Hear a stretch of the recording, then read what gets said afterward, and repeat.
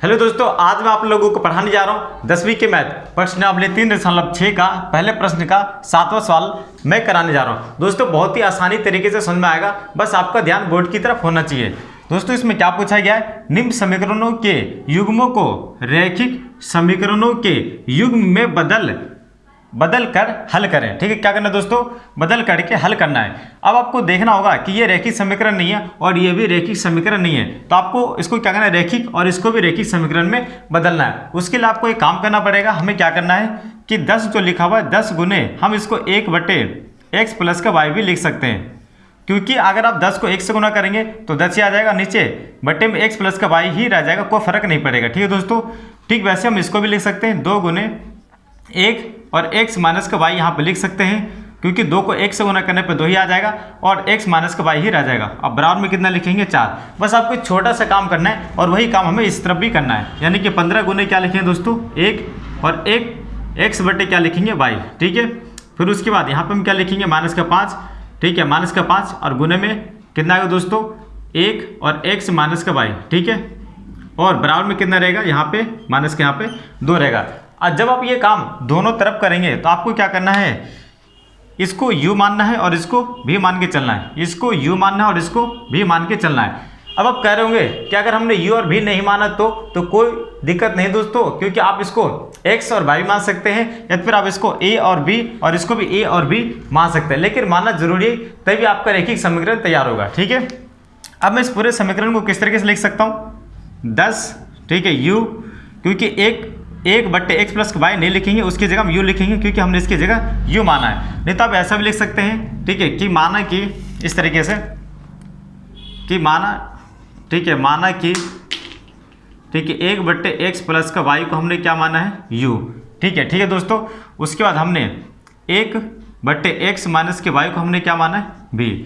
तो इस तरीके से हमारा जो समीकरण तैयार होता है वो क्या होता है 10u। ठीक है, क्योंकि इसकी जगह हम क्या लिखेंगे u, प्लस में यहाँ पे क्या लिखेंगे 2 और इस पूरे समीकरण की जगह हम क्या लिखेंगे b। ठीक है ना, बट्टे वाले पूरे को क्या लिखेंगे b। ठीक है दोस्तों, जो ब्रैकेट में है उसके बाद बराबर हम क्या लिखेंगे यहाँ पे 4। वैसे हम इधर भी लिखेंगे, ठीक है 15u माइनस का कितना आ जाएगा दोस्तों 5 और ये क्या हो जाएगा v, अब बराबर में कितना हो जाएगा 2। तो क्या आपको समझ में आ रहा है? अगर आपको समझ में आ रहा है ना तो सामने देखेंगे और देखिए किस तरीके से आसानी से आपके सामने ये आंसर आ जाएगा। अब आपको क्या करना है कि इस समीकरण को सॉल्व करने से पहले हमें काम करना है, क्योंकि रैखिक समीकरण तैयार हो गया और रैखिक समीकरण यहाँ पे हमारा तैयार हो गया। इनमें से समीकरण पहला ये रहा और दूसरा ये रहा। ठीक है दोस्तों, अब यहाँ पे कहीं नहीं बताएगी कि किस विधि से आपको हल करना है। तो सबसे अच्छी विधि जो मानी जाती है दोस्तों मेरे लिए वो है विलोपन विधि। आप किसी भी विधि का प्रयोग कर सकते हैं, प्रतिस्थापन विधि करिए चाहे विलोपन विधि कीजिए, लेकिन मैं यहाँ पे विलोपन विधि का प्रयोग करूँगा, जिनमें से मुझे इसको बराबर करना होगा, यानी कि पहले ये 10u है लेकिन यहाँ पे 15u है। तो मैं ऐसे क्या करूँगा जो दोनों आपस में बराबर हो जाए, तो इसके लिए मैं क्या कर सकता हूँ, तो इसके लिए मैं काम करूँगा, इसको मैं 15 से क्या कर देता हूँ गुना। ठीक है दोस्तों, मैं क्या करूँगा इसे 15 से गुना कर दूंगा, तो मेरे पास कितना आ जाएगा ये, ठीक है मेरे पास आ जाएगा ये 150u और 15 दूने कितना हो जाएगा 30v और 15 चौके कितना हो जाएगा ये 60। ठीक है, उसके बाद मैं यहाँ पे क्या करूँगा, ये ज्यों का त्यों ही लिखा रहेगा, उसके लिए कोई काम हमें नहीं करना है। ठीक है, तो अब मैं क्या करूंगा, इस पूरे समीकरण को भी मैं कितने से गुना करूंगा। ठीक है, क्योंकि ये 150 बनाने के लिए मैंने क्या करा, इसे 15 से गुना कर दिया, तो इसको भी 150 बनाने के लिए मुझे क्या करना पड़ेगा 10 से गुना। तो इसको मैं गुना कर दूंगा 10 से 15u को, तो कितना आ जाएगा 150u हो जाएगा। फिर उसके बाद 10 को 5 से गुना करूंगा तो कितना हो जाएगा 50v हो जाएगा, और 10 को 2 से गुना करूंगा तो कितना हो जाएगा माइनस का यहाँ पे हो जाएगा 20। ठीक है दोस्तों, अब इस तरीके से हमने इसको सरल रूप में कर दिया ताकि दोनों बराबर हो जाए। विलोपन विधि करने के लिए जरूरी है। अब आपको क्या करना है, इस समीकरण में से यानी कि इस समीकरण में से दूसरे वाले समीकरण को घटा देना है। तो उसके लिए हमें क्या करना पड़ेगा, यहाँ पे 15, ठीक है, यानी कि 150u लिखेंगे। फिर उसके बाद क्या दोस्तों माइनस का 50v है और उसके बाद कितना माइनस का 20 है। एक लाइन खींचिए और उसके बाद देखिए कोई निशान नहीं है तो प्लस का, तो प्लस की जगह क्या हो जाएगा माइनस, और माइनस है तो ये प्लस हो जाएगा और ये माइनस है तो ये हो जाएगा प्लस, तो ये दोनों कट जाएगा। उसके बाद कितना हो दोस्तों ये 50 है और ये 30 है, तो प्लस और प्लस कितना हो जाएगा प्लस, यानी कि क्या हो जाएगा 80v हो जाएगा। ठीक है, उसके बाद 60 है और ये 20 है, ये भी प्लस है और ये प्लस है, तो कितना हो जाएगा यहाँ पे 80। ठीक है दोस्तों, तो ये हो जाएगा v और ये हो जाएगा 80, क्योंकि आप सभी को पता है ये गुना में है तो नीचे आ जाएगा भाग में, तो 80 एकम 80 में से काट सकता हूँ, तो भी का मान कितना आ गया 1 आ गया। ठीक है, क्या आ गया दोस्तों, भी का मान यहाँ पे 1 आ गया।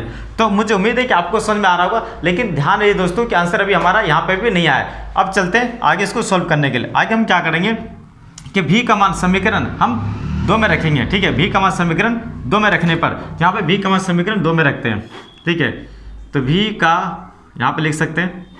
ठीक है, भी का मान, ठीक है, समीकरण, ठीक है, 2 में रखने पर, तो समीकरण दूसरा कौन सा दोस्तों, ये वाला। ठीक है, 150u 50 का भी और माइनस का 20।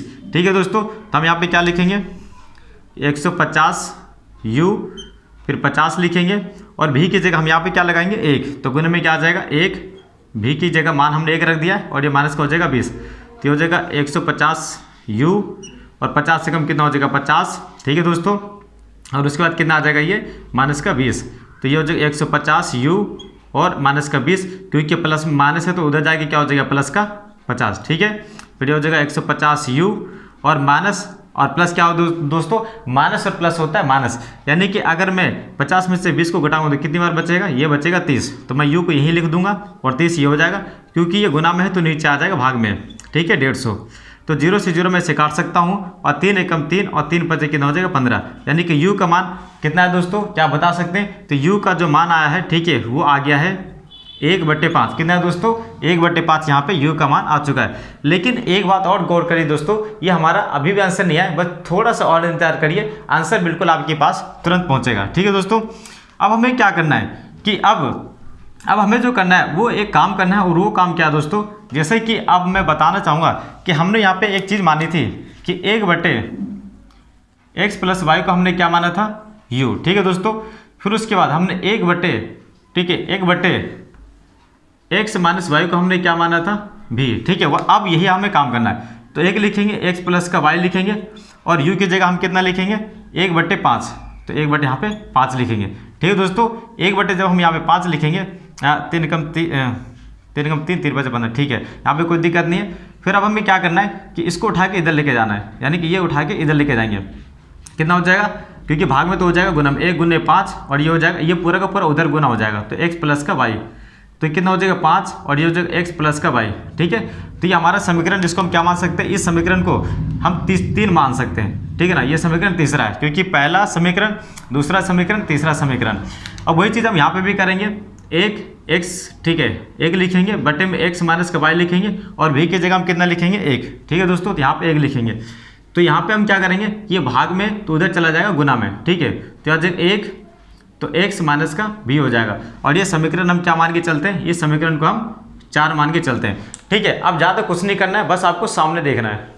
अगर आप वाकई में इस सवाल को बेहतरीन तरीके से सीखना चाहते हैं तो आपको क्या करना है, बिल्कुल बोर्ड की तरफ देखना है और ज़्यादा कुछ नहीं। ठीक है, अब देखिए कमाल इस सवाल का। ठीक है दोस्तों, अब मैं यहाँ पे काम करता हूँ। ठीक है, मैं वो काम क्या करता हूँ कि जैसे कि यहाँ पे 5 है, ठीक है ना, 5xy और यहाँ पे 1, ठीक है, 1 यहाँ पे दिया गया, उसके बाद माइनस का चीज़ दिया गया, तो मैं इसमें से इसको जोड़ दूंगा। ठीक है, समीकरण 3 में से 4 को जोड़ने पे, तो यहाँ पे कैसे जोड़ेंगे, इस तरीके से जोड़ सकते हैं कि 5x + का y और उसके नीचे समीकरण ये वाला लिखेंगे 1 + x - का y।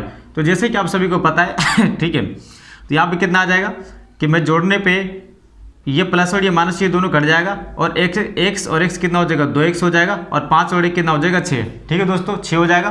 फिर आपको क्या करना है कि अब आपको यहाँ पे एक काम करने के, जैसे 6 आया हमारे पास, ठीक है, इस तरीके से इसको यहाँ पे ऐसे लाइन कर देते हैं, तो 6 2x लिखा हुआ है, तो x को ये रहने देंगे, क्योंकि ये गुना में तो नीचे आ जाएगा भाग में, इधर कितना बचेगा x, तो 2 के टोल में 6 आता है 3 बार में, ये आ गया x।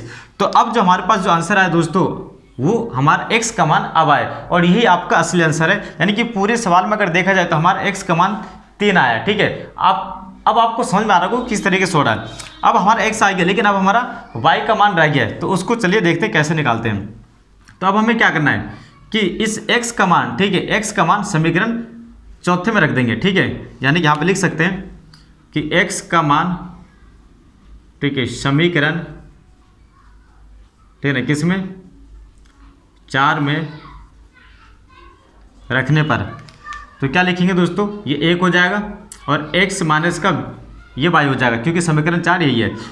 तो हम यहाँ पे 1 लिखेंगे और x की जगह कितना लिखेंगे 3। ठीक है दोस्तों, x की जगह कितना लिखेंगे और 3, और ये हो जाएगा माइनस का बाई। ठीक है, अभी आपको पता है कि ये माइनस का, ठीक है, कितना प्लस का 3 है दोस्तों, तो ये आ जाएगा माइनस का इस तरफ आ जाएगा, यानी कि x माइनस का 3 और ये बचेगा माइनस का बाई। तो अगर मैं इसमें से 3 में से 1 को घटाऊंगा तो कितनी बार बचेगा, माइनस का 2 बचेगा और ये हो जाएगा माइनस का बाई। ठीक है दोस्तों, इस तरीके से आपका आंसर आ जाएगा। ठीक है, तो जैसे कि आपने देखा कि मैंने क्या कर रही है, x का मान समीकरण 4 में रख रहा हूँ। ठीक है दोस्तों, समीकरण 4 कौन सा है, ये वाला। ठीक है, जहाँ पे 1 है बराबर में x है माइनस का बाई है, तो 1 का 1 लिखूंगा मैं, x की जगह मैंने 3 रख दिया है। ठीक है, और बाई की जगह मैंने y रख दिया। ठीक है, अब 3 में से 1 को घटाएंगे तो 2 बचेगा और यहाँ पे कितना बचेगा, माइनस का बाई, इधर का इधर ही रहेगा, क्योंकि प्लस में था तो इधर आ गया माइनस में, तो नंबर एक तरफ हो जाता है। तो यहाँ पे मैं क्या करूँगा कि इस माइनस को हम काट सकते हैं, तो बचेगा 2 और बाई। ठीक है, 2 बराबर बाई, तो y का मान कितना आ गया, 2 आ गया। तो x का मान 3 और y का मान 2, यही हमारा असली आंसर है। दोस्तों उम्मीद है कि आपको ये वीडियो पसंद आई होगी। अगर आपको ये वीडियो पसंद आई है तो इस वीडियो को लाइक कर दीजिए और चैनल को सब्सक्राइब करके बेल आइकन का बटन दबा दीजिए, ताकि कोई भी वीडियो अपलोड हो तो सबसे पहले आप तक पहुंच जाए। इस वीडियो को देखने के लिए आप सभी को बहुत बहुत धन्यवाद। फिर मिलते हैं नेक्स्ट वीडियो में, तब तक के लिए आप अपना ख्याल रखिएगा। ओके, नमस्ते एंड बाय।